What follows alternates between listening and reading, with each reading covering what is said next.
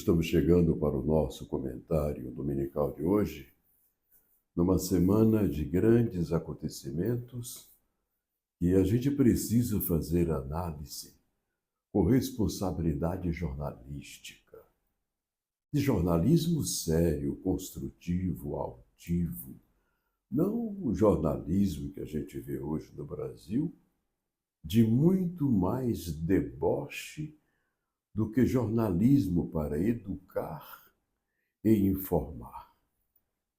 Este foi o jornalismo que eu aprendi. E hoje eu trago temas da maior importância, primeiro do mundo, por esta união dos países produtores, não é? União Europeia, para botar um freio do presidente Trump, porque ele quer do país dele dar preço a tudo que é produtos que ele importa. Se eu fosse um líder desses partidos que abastecem os americanos de tudo aquilo que eles precisam para alimentar o seu povo, a gente se uniria. E agora aconteceu.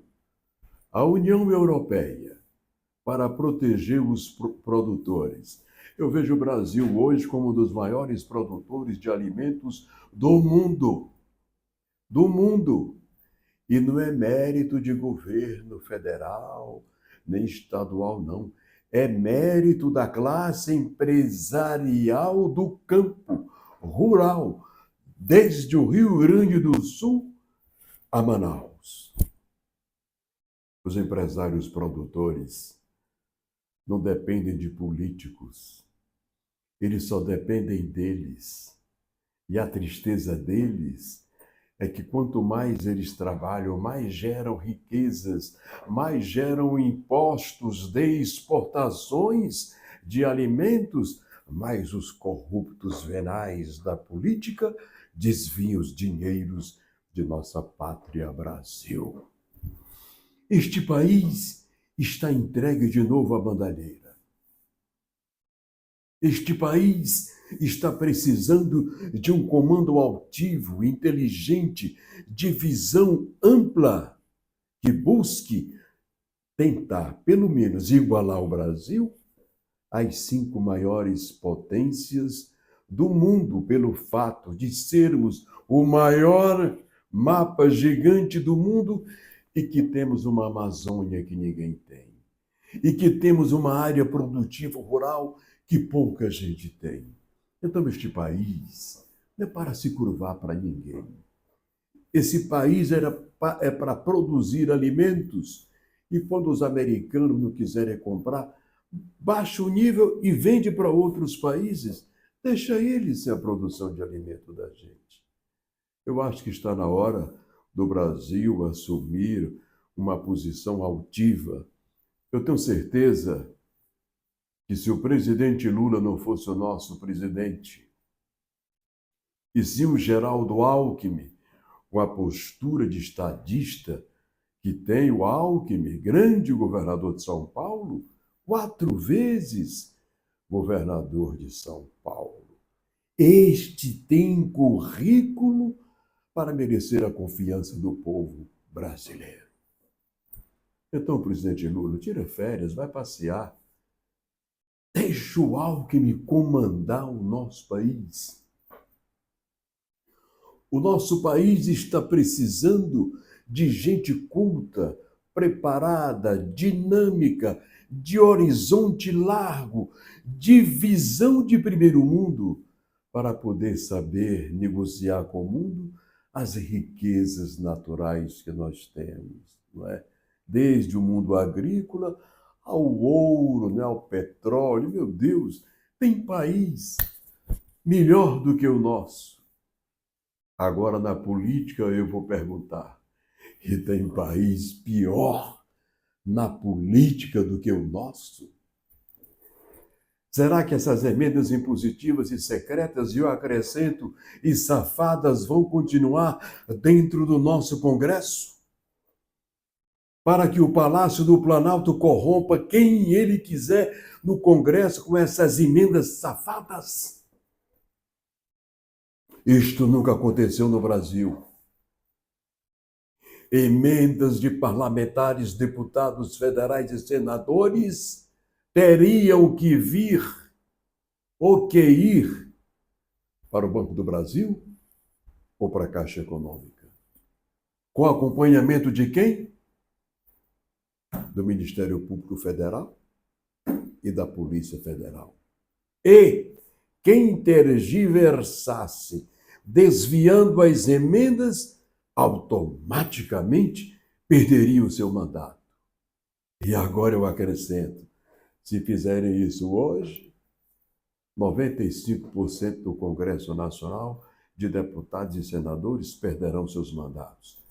Quem está dizendo é o jornalista Tomás Teixeira, que já foi político, já conviveu com colegas parlamentares corruptos. Eu tinha nojo deles que ficaram milionários, começaram o alicerce da riqueza da família com obras públicas. E este país precisa mudar. Este país precisa de homens, especialmente no Palácio do Planalto, especialmente no Congresso Nacional. E eu tenho a minha opinião formada. Este canal aqui tem opinião séria de jornalismo. Ele não se curva a ninguém. Este canal é independente e não tem a mínima preocupação com quem goste ou que não goste dos nossos comentários. E nós queremos lamentar que o nosso país esteja enveredando por um caminho que não é para acontecer. Esse escândalo do Banco Master, senhores, que vergonha. A quebra do sigilo do telefônico agora, desse farsante diretor deste banco, que eu tenho até nojo de pronunciar o nome dele. O celular dele que está entregue à Polícia Federal vai entregar muita gente grande desta república. E eu digo-lhes, aguardem, porque existe uma frase bíblica que eu não esqueço. O mal por si se destrói. Aqueles que pensavam em destruir vidas, e muitas vidas de gente honrada, correta, de gente séria, talvez agora, abusando de seu poder, de poderio, de poderoso, seja desmascarado perante a sociedade brasileira. O Brasil tem muita coisa para corrigir. O Brasil tem muita coisa para mudar. E como jornalista profissional íntegro, sério, independente, neste canal aqui, ninguém manda, porque eu não faço nada de errado aqui contra ninguém. Tudo que eu falo aqui é verdade. Doa a quem doer. E eu digo isto para dizer ao judiciário brasileiro: chega, basta de ministros, de amigos, de políticos advogadinhos serem guindados para a nossa Suprema Corte de Justiça maior. Se eu fosse deputado federal, como eu fui 2 vezes primeiro suplente, mas não deixaram que eu fosse, não deixe ele ir. Eu teria mudado muita coisa neste país.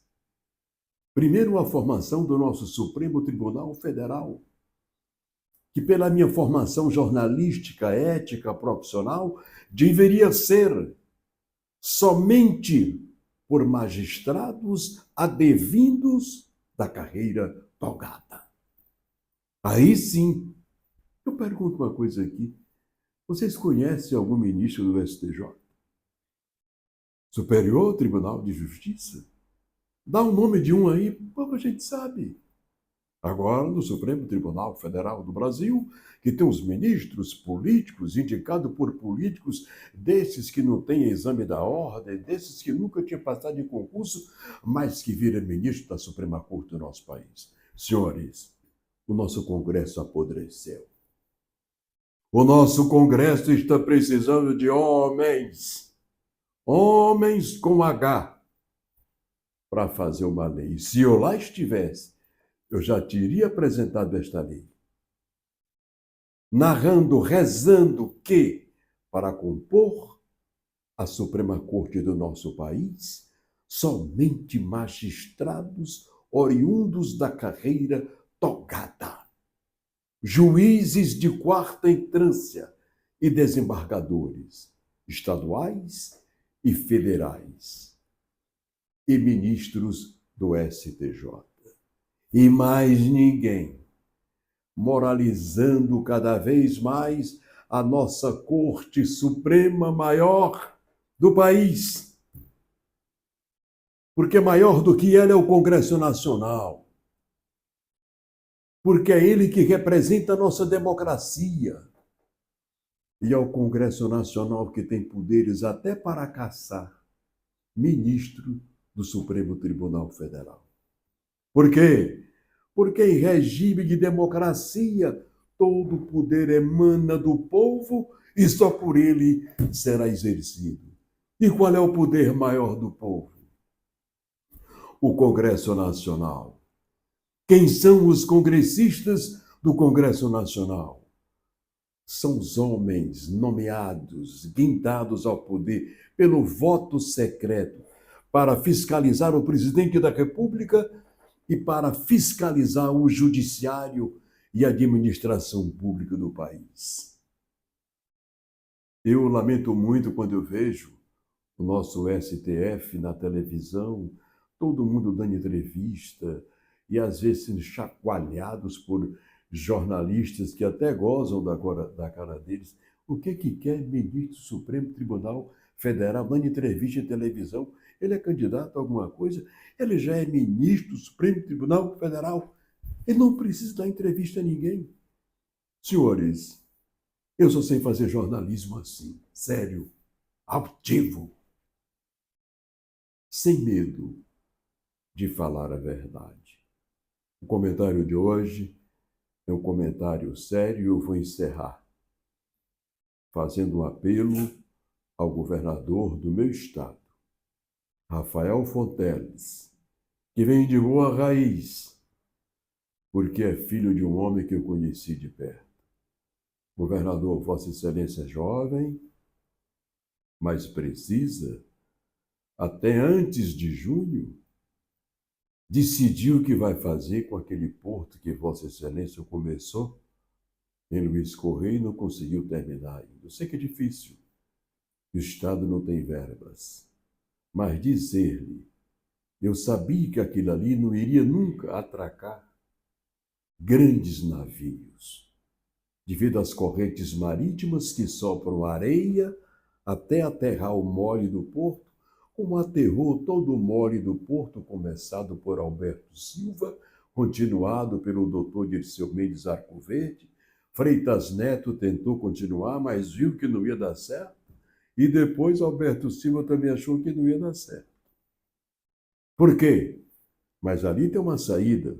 O trabalho que Vossa Excelência fez está excelente. Vamos transformar aquilo num porto pesqueiro e num porto turístico, de barcos turísticos, para enaltecer, engrandecer e melhorar cada vez mais o nosso turismo. E só vai melhorar, governador, quando acontecer aquilo que eu digo aqui, trazer para o Piauí grandes redes de resorts, como faz o Ceará, disponibilizando milhões e milhões no banco grande do país, que é o BNDES, o Banco de Desenvolvimento. Aí nós teremos um dos turismos mais belos do mundo, governador, porque ninguém tem o delta que nós temos.